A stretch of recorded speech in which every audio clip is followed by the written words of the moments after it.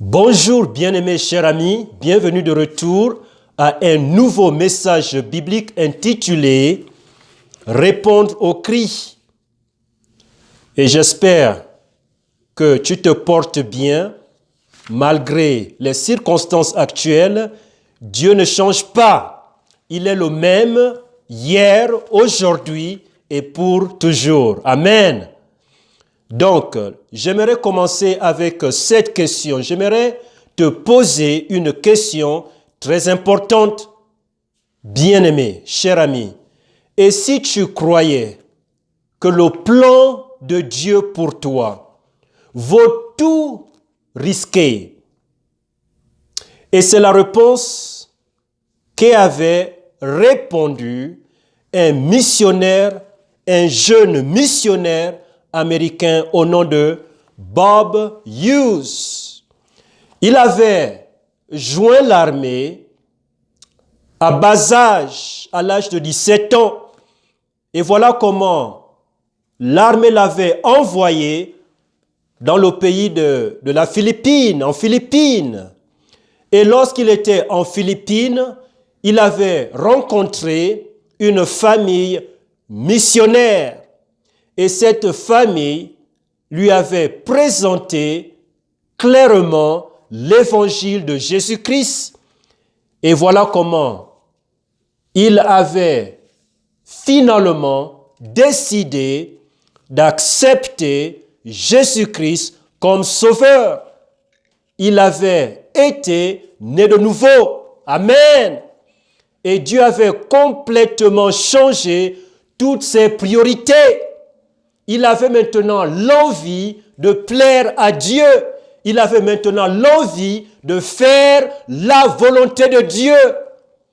Et ensuite, lorsqu'il était rentré aux États-Unis, il s'était fait enregistrer dans un collège chrétien.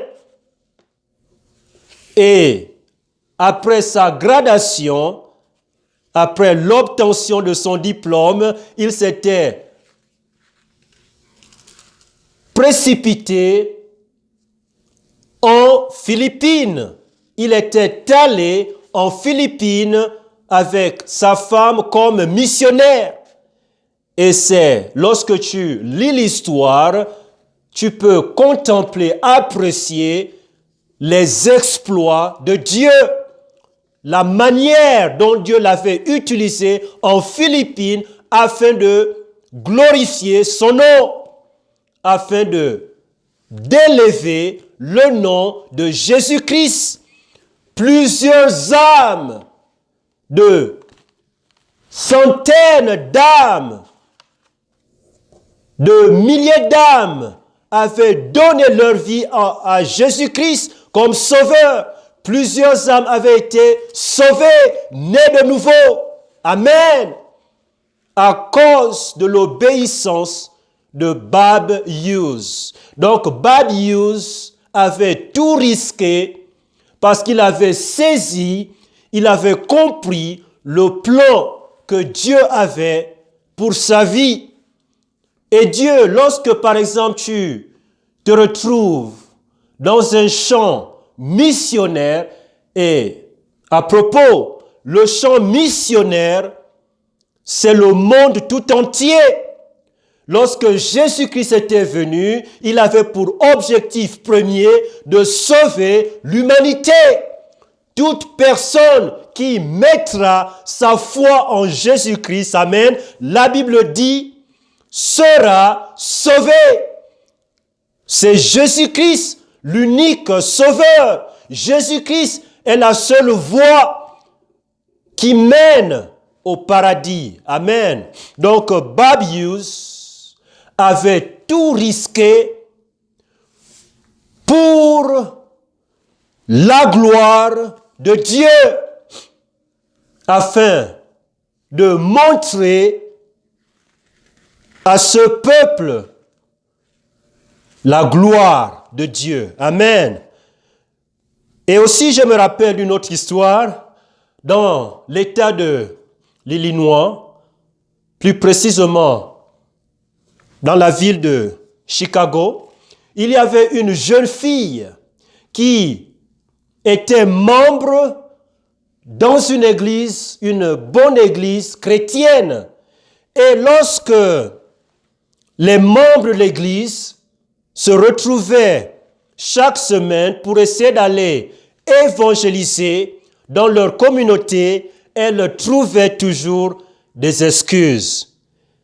Elle trouvait toujours des justifications à donner pourquoi elle ne pouvait pas les joindre. Et ensuite, une tragédie l'avait frappée. Elle était victime d'un accident de circulation et malheureusement, elle avait perdu ses 2 pieds. Donc, ses pieds avaient été amputés jusqu'au niveau de ses cuisses. Et lorsqu'elle s'était retrouvée allongée sur le lit de l'hôpital, elle avait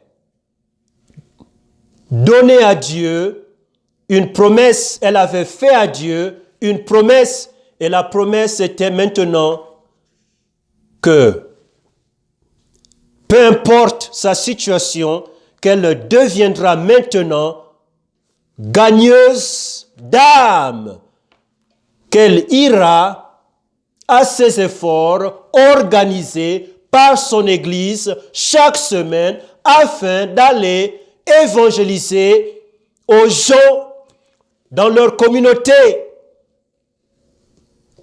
Et elle avait finalement décidé de tout risquer pour le plan que Dieu avait pour sa vie, afin de voir plusieurs personnes venir à Jésus-Christ, naître de nouveau.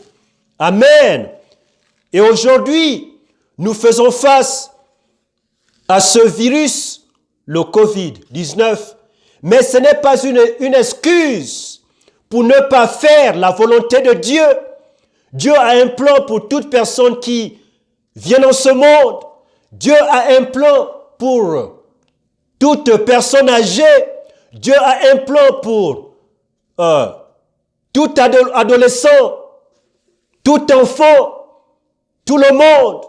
Lorsque tu nais dans ta famille, lorsque tu viens dans ce monde, Dieu a un plan pour toi. Le plan premier, c'est de naître de nouveau. Déjà, je me rappelle des réprimandes de Jésus-Christ à l'égard des pharisiens.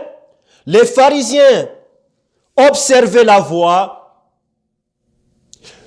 méticuleusement, de très près, parce qu'ils s'étaient convaincus qu'à travers l'observation de la loi, qu'ils iraient au paradis.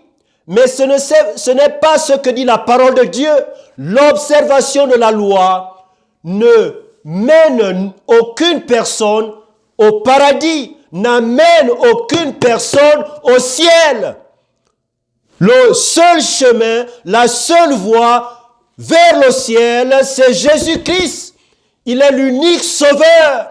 C'est la foi complète, la foi absolue dans le sacrifice achevé de Jésus-Christ qui sauve, qui sauve. Donc, ces pharisiens mettaient malheureusement leur confiance sur le mauvais objet. Le mauvais objet, c'est la foi en Jésus-Christ, bien-aimé, cher ami, qui sauve l'âme. Donc, répondre au cri. Tout autour de nous, nous avons plusieurs personnes qui sont emprisonnées par le péché.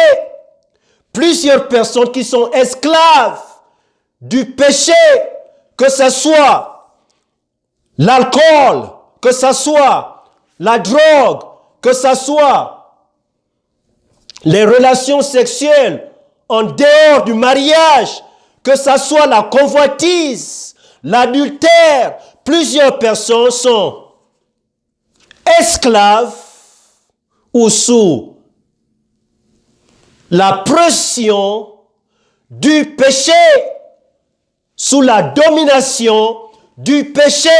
Mais Jésus-Christ a la puissance, a le pouvoir, a la capacité de te rendre libre. Et lorsqu'il te rend libre, tu seras véritablement libre du pouvoir, du péché,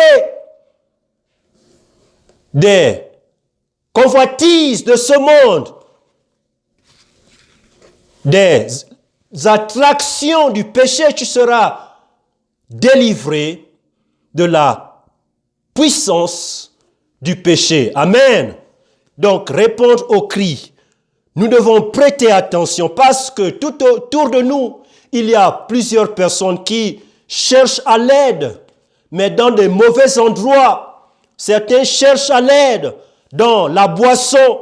Certains cherchent de l'aide dans la drogue, dans des mauvaises associations, dans de mauvaises relations, dans des mauvais endroits, des mauvais lieux, malheureusement.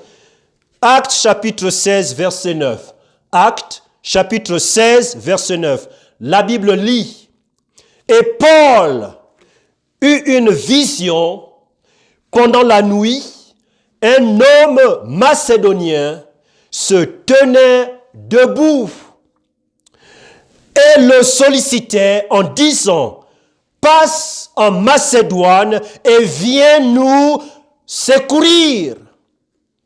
Et dans le livre des Actes, alors Dieu avait utilisé Luc. Luc est la personne que Dieu avait utilisée pour écrire le livre des Actes, des apôtres. Mais Dieu est l'auteur. Dieu lui avait révélé sa parole. Et sous l'action du Saint-Esprit, Luc avait mis sur papier la parole de Dieu. Donc ici nous avons l'histoire de Paul et d'un homme de la Macédoine, d'un Macédonien. C'était une vision, n'est-ce pas? La Bible nous enseigne que Paul avait reçu la nuit, une nuit.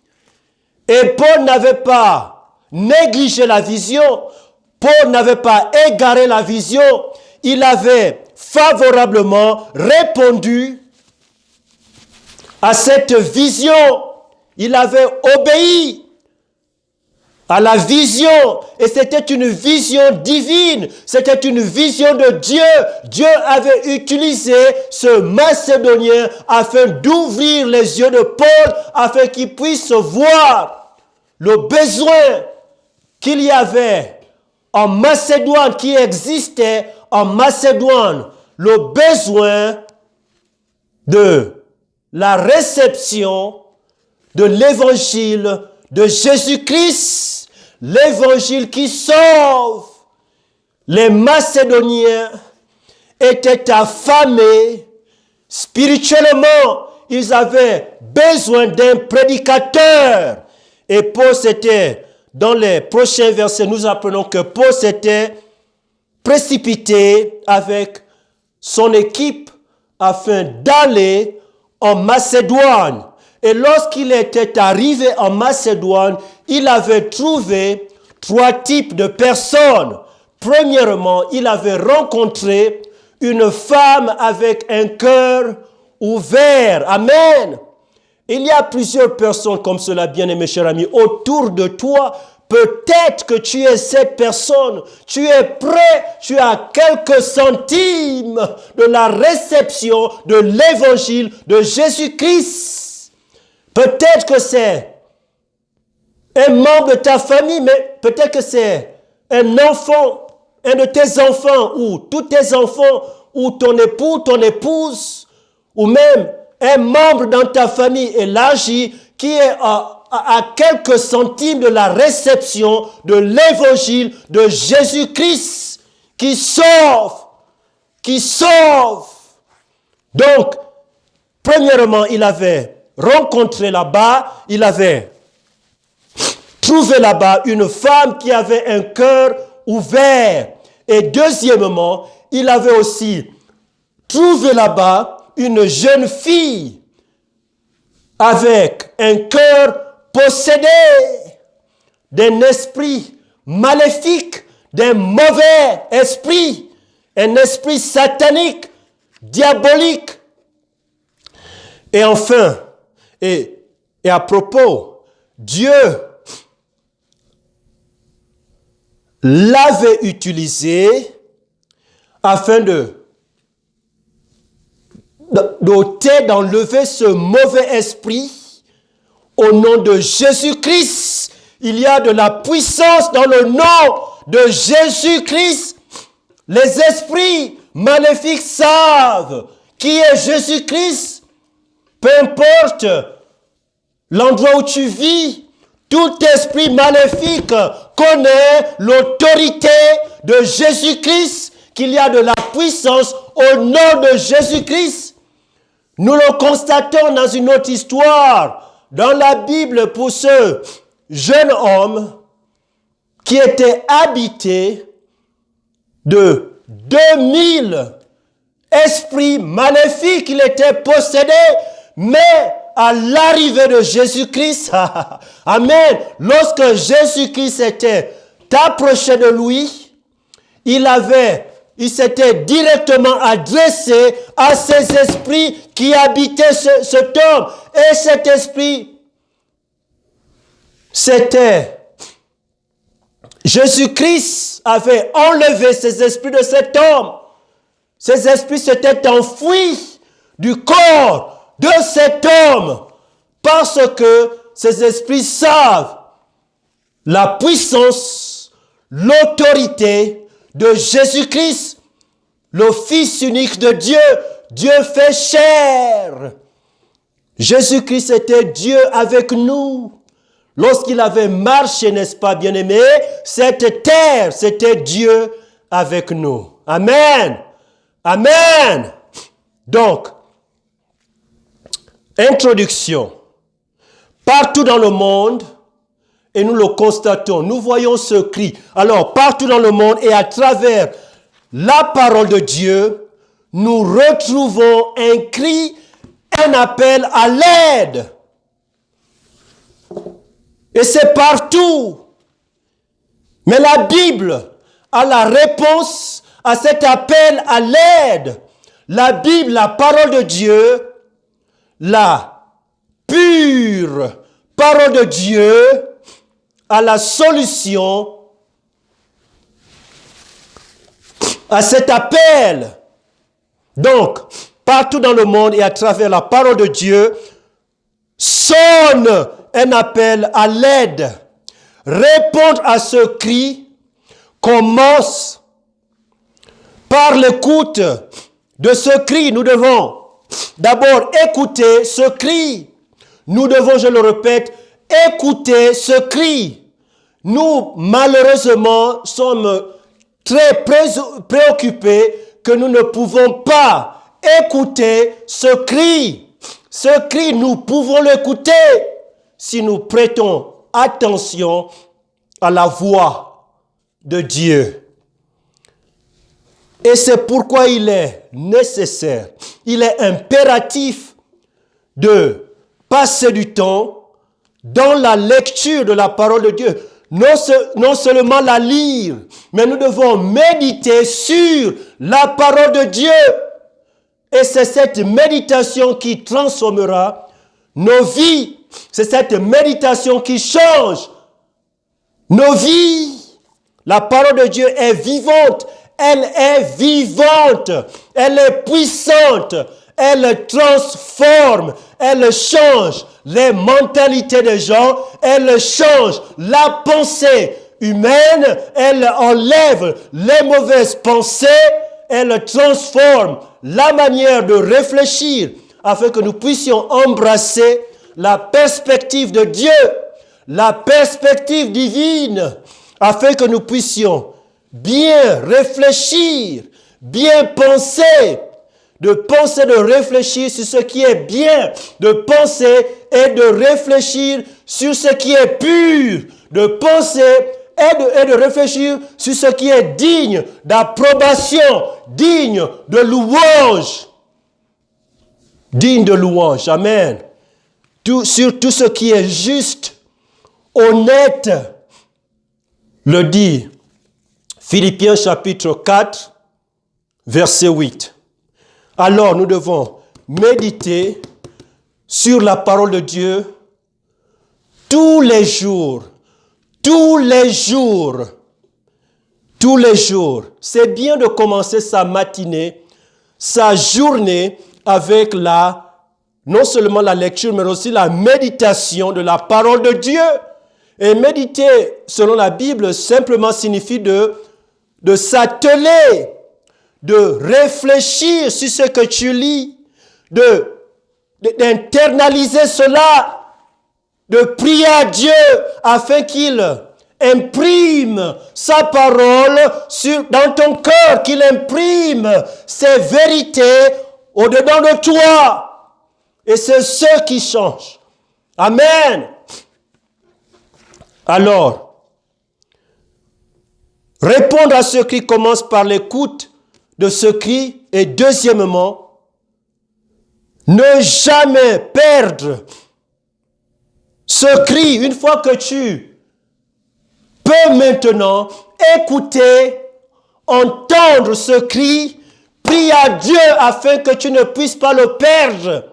C'est ce qui te donnera de la compassion pour toute âme, pour tout homme, au lieu de passer du temps à se chamailler avec d'autres personnes. La Bible nous rappelle que nous ne combattons pas la chair et le sang, mais nous combattons le diable et ses serviteurs, les puissances spirituelles dans des lieux hauts, des puissances, des esprits maléfiques. Ce sont ceux-là, nos véritables ennemis, pas l'être humain. Dieu n'avait pas abandonné Paul. Paul était un meurtrier bien avant son salut. Il était contre le nom de Jésus-Christ. Il était contre l'évangile de Jésus-Christ bien avant son salut. Il était contre l'église que Jésus-Christ avait établie, qu'il avait construit. Cette église, Paul était contre tout chrétien, tous les chrétiens. Il les faisait arrêter tous les jours. C'était ça, sa mission première. Mais lorsque la lumière de Jésus-Christ avait lui sur lui, lui avait éclairé, il avait entendu la voix du Seigneur Jésus-Christ.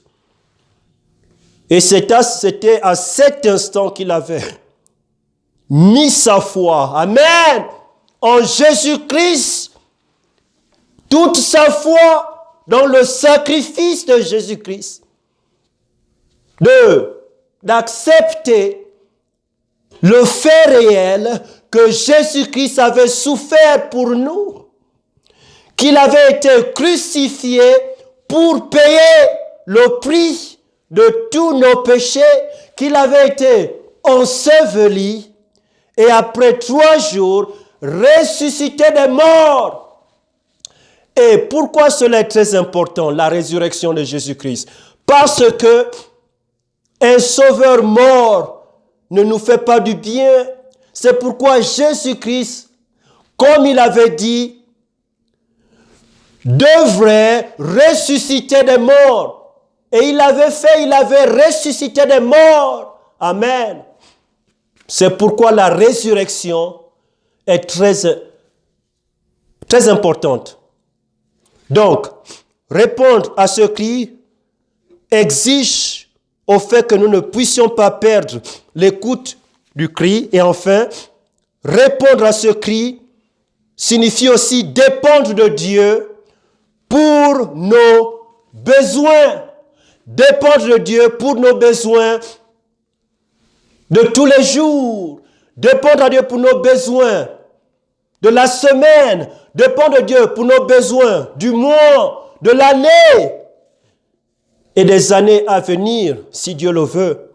Parce que nous ne sommes pas garantis une autre minute, une autre heure, un autre jour ou une autre semaine. Non, tout peut changer rapidement. Mais lorsque nous servons Dieu, amen, déjà, avant de même penser à servir Dieu, si tu n'as jamais été né de nouveau, si tu es en ce moment aujourd'hui, vis-à-vis de moi, que tu entends le son de ma voix, que tu écoutes à ces paroles provenant de la parole de Dieu, si tu n'as jamais été né de nouveau, tu te rappelles pas d'un jour ou d'un endroit, d'un lieu dans ta vie où tu as pour la première fois pris conscience de ton péché et que tu as aussi pour la première fois réalisé le salaire du péché et aussi compris l'amour véritable de Dieu, l'amour du Sauveur Jésus-Christ et que tu as accepté son paiement, sa mort, son ensevelissement, sa résurrection, que tu as déposé toute ta foi dans le sacrifice achevé de Jésus-Christ. Si tu ne te rappelles pas de ce jour dans ta vie, je t'en supplie, tu n'as pas besoin à patienter pour une autre heure ou à patienter pour une autre semaine, mois, année. Non, tu n'as pas à attendre. Tu peux le faire maintenant. Alors, si tu te retrouves maintenant, je vais t'aider à recevoir ce don gratuit de Dieu. Pour le recevoir, Dieu nous montre 4 choses que nous sommes censés savoir et comprendre afin d'aller au paradis à notre mort. Premièrement, Romains chapitre 3, verset 23 dit que « Car tous sont péchés et sont privés de la gloire de Dieu. » Tout ce que ce verset nous montre, c'est seulement d'admettre notre culpabilité du péché. Non, tu n'as pas à dire que tu es le pire des pécheurs. Non, ce n'est pas l'objectif de ce verset. L'objectif de ce verset est de tout simplement à nous amener à la réalisation de notre péché. De dire à Dieu, de se mettre d'accord avec Dieu et de lui dire que Dieu, oui, tu as raison, j'ai péché. Et deuxièmement, pour être sûr que tu iras au paradis, tu dois savoir qu'il y a un prix à payer pour le péché, qu'il y a un salaire à payer pour le péché. Et la Bible nous dit dans Romains chapitre 6, verset 23, que car le salaire du péché, c'est la mort. Et Dieu nous parle de deux types de mort dans la parole de Dieu, dans la Bible. Il y a la mort physique, c'est ça la première mort, la mort physique, mais il y a aussi la mort spirituelle. Et dans le livre de l'Apocalypse, la Bible nous rappelle que la mort spirituelle est un lieu réel que la Bible appelle l'étang de feu. Et l'étang de feu, Dieu le dit, il avait originairement préparé pour le diable et pour ses anges. Mais parce qu'il le dit dans sa Bible que le salaire du péché est la mort, cela aussi signifie qu'à cause de notre péché, que nous méritons de passer notre éternité dans cet étang de feu, dans ce lac de feu. Et, bien-aimés, Dieu n'aimerait pas que nous puissions y aller, parce qu'il le dit dans sa parole de Dieu qu'il n'aimerait pas que nous puissions aller au paradis. C'est ce que nous méritons à cause de notre péché. Il n'aimerait pas que nous puissions aller dans le lac de feu, mais c'est ce que nous méritons à cause de notre péché. Alors, la troisième chose que nous devons comprendre et croire afin d'aller au paradis, à notre mort, c'est de savoir qu'il y a une seule voie qui mène au paradis et que l'unique voie vers le paradis, c'est Jésus-Christ. Jésus-Christ est le seul sauveur.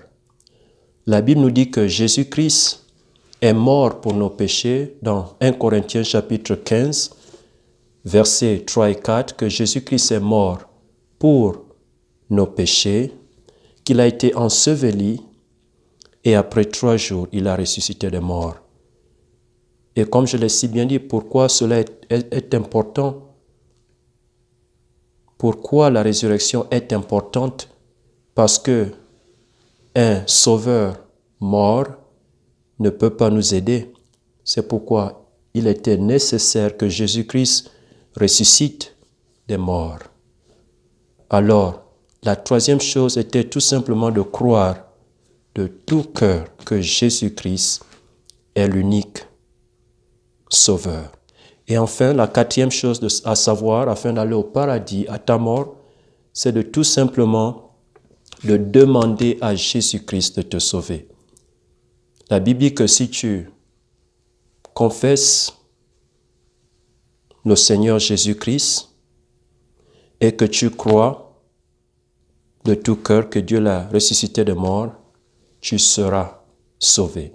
Romains chapitre 10, versets 9 et 10.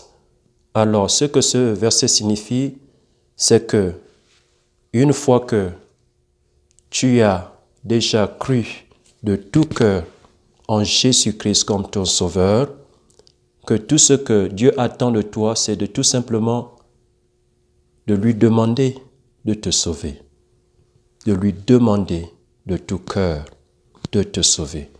Alors, si tu aimerais, si tu réalises ton besoin d'être sauvé, si tu prends conscience du fait que tu dois être sauvé afin d'aller au paradis, je vais maintenant te conduire dans une simple prière.